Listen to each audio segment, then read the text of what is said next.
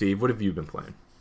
So I've been putting my time into two games, obviously. So Tony Hawk, Tony Hawk Pro Skater 1 and 2 HD.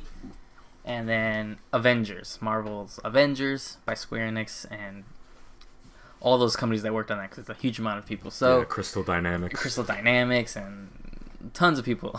Everyone from that family has been working on that game. So to split up, Tony Hawk, I cannot talk enough praise. I'm sure everyone's already heard about, the game's being received really well, selling really well. It's fantastic. It's such a throwback to those simpler days. Obviously, we live in a crazy time, but the soundtrack's there, the gameplay's there. Seeing those levels remastered is fantastic. The feel is finally right, because the feel was not right in Tony Hawk, 5, Pro Skater 5. It's not been there, and then even prior to that, like the Undergrounds and American Wasteland and all those other ones, it was always like trying to borderline be too realistic and stuff. So it's to get back to your roots in such a pretty package is fantastic. Split screen multiplayer's there, so that's great. It's the point that like everyone wants to play it with me, and they're like, "Do you have Tony Hawk?" I'm like, "Yeah, I got it, obviously." So that's fantastic. Don't touch any. I haven't done any creative skate or anything, or a park and all that kind of stuff. I'm just getting my challenges, getting those tapes, spelling skate, getting those points, breaking trash cans and boxes. So it's there. So obviously, shout outs to Vicarious Visions. They've done a fantastic job, and I'm almost certain can call it they're probably going to do 3 and 4 next, because why would you not? If it's selling well, it's being received well, and you have this new engine to work with, I'm assuming 3 and 4 is next, so that'd be fantastic to see. Avengers, oh man, I am very mixed on, and so I know you've also been playing this, so you may have a little bit more to say.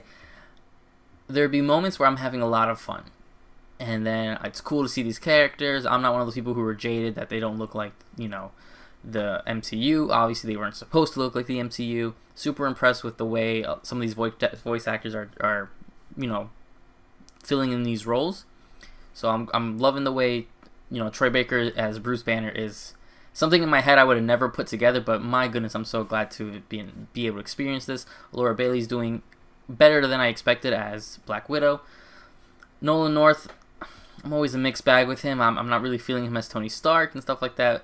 Gameplay-wise, it's solid at times, and then other times it really shows that this game's been struggling, and I'm not sure why. I am sure that at some point there will be a story release on why this game suffers the way it does, even though it's getting through it, but man, those load times are long, and if I have to wait in another elevator, like Mass Effect time, it's just, oh, you're in a canyon, oh, but don't worry, here's a building with 7 elevators, so you can fight a couple enemies, and the story is interesting there. I'm not touching any of that multiplayer stuff, because I'll be honest, it's, to me, in my opinion, it's really bad, and seeing online, a lot of people agree, but it is fun. I am enjoying the campaign, the story. These characters are fitting really well, especially if you have some back history.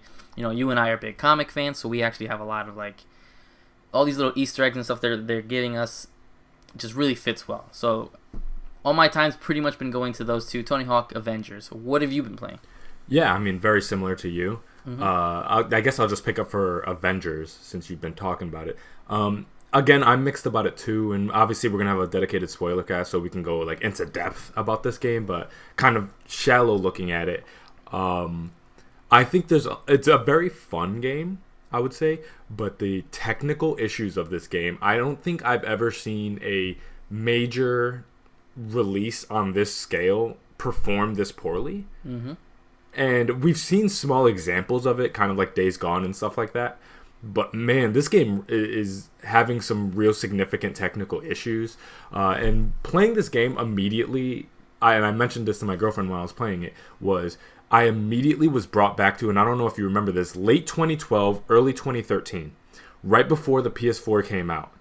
We were having some the late gen PS3 games, and some of those games just barely ran on the PS3. Because it was obviously a transitionary state. Some of those games were probably meant to be on PS4, but they wanted to get them early on PS3, or they tried to do both and hit both SKUs, and it's just very barely running on it. And that's kind of what my experience with Avengers is. This is very obviously a game that would probably run best on PS5, but they put it onto PS4 because they probably are like, this has been delayed long enough, we need to get this out. and this thing is just chugging along. And yeah, the the load screens are not great. And then on top of that, once I get into the game, it's chugging like crazy. And then there's one thing for the gameplay to chug, but then the cutscenes chug sometimes. And then I was dying laughing because when I finished the campaign and the credits roll, the credits were like chugging, like the words were like skipping frames. Wow, really? Yeah, and I'm like, wow, this game. And the thing is, like, I'm of two minds. Either this game is just too much for the PS4 to handle, because I understand sometimes, especially when you get into those really demanding, you got 4 people on your team, and then you can have anywhere up to like 10 active enemies moving at any time in an open environment. That could be quite demanding. I understand that. At the same time, I'm not sure if this is a over demanding issue or an under optimized issue. I'm not sure. We kind of bumped to that issue when you have too many hands in the pot, where too many people touching it, too much of a scale, too big publisher, a lot of money going into it, that sometimes it just doesn't hit the quality that it needs to hit sometimes. So I can't tell if like this was just an under optimized game, and it could, with the right work and diligence, maybe they could get it running smoother, or is this just a game that is not meant to run on this generation of hardware. That's a possibility too, because again, we saw a couple PS3 games, and again, a lot of people, when they think of the end of the PS3 generation, they're like, oh yeah, Last of Us. I'm like, I'm telling you, Last of Us was like an outlier. Some of those games at the end of that generation were like killing the PS3 and Xbox 360. No, absolutely. It's almost like that now if you think back to Last of Us 2. Yeah, and it's the very end of the generation. Yeah, where Last of Us 2, Ghost of Tsushima, those run amazingly. But man, I'm telling you, some of these newer games that are a little bit more demanding, I'm kind of spooked to see Cyberpunk, because I'm like, oh. But I trust CD Projekt Red a lot more than I trust Crystal Dynamics. No offense at all. They're a very talented team over there, but it's kind of a different thing at this point. So yeah, Avengers, I like it a lot. I beat it. We'll get deeper into it on the spoiler cast. There's a lot to like there. But I would like to try this game again, maybe in a year and a half, on the next-gen hardware, to see if these problems have been rectified since then. And especially with the online component and the fact that there's going to be so many character drops and DLC, there's lots of reasons to return to it. So I'm kind of putting like a little bookmark on this one. I'm like, I'll probably get back to this on a little dead period for next year, because I'm sure things are going to ease up around like maybe late summer next year. And I'm like, okay, I'll pop this one in. So I'll play that then. Tony Hawk, phenomenal front to back. Now that I've spent a lot more time with it, it's kind of surprised me, because I feel like there's a good possibility that this might inch closer or break into my top 5, which I did not anticipate at all. Wow, okay. But in terms of just having fun with a game, there's few games I've had this much fun with this year, honestly. And you could say that it's a rather simple game. It's not a crazy intricate game, but there's a beauty to that simplicity, and I feel like when you don't bite off more than you could chew, you can really excel at what you do choose to do. And that's what I feel like they did here. They took 2 games.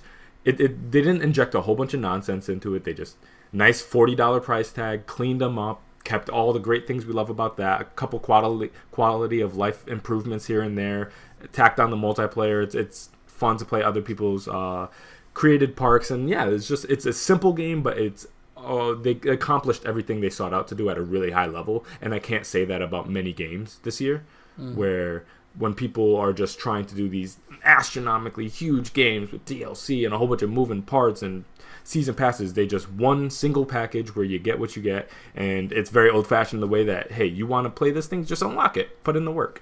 And I can really appreciate that. So Tony Hawk killed it.